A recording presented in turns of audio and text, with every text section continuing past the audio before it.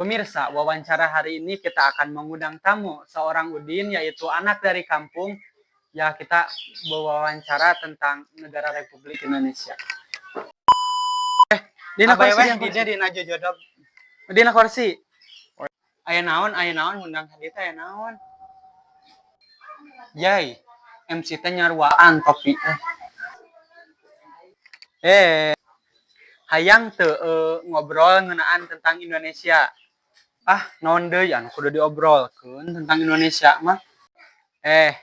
Udin. Indonesia teh geus 78 tahun merdeka teh. Ta urang teh hayang kitu nya ngahargaan kana para pahlawan gitu. Nya biasa we, sejarah mana sejarah. Kan urang teh kudu inget nya, urang ayeuna teh merdeka teh eta teh berkat jasa para pahlawan. Terus naon anu kudu urang lakukeun?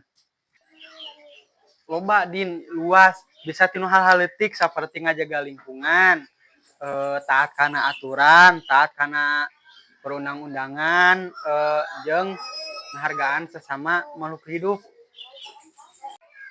Jadi sakitu wae. Loba Din.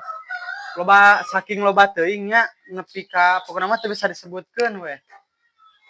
Lah anu ngawe ieu teh. Wawancara teh meuni bararosen kieu.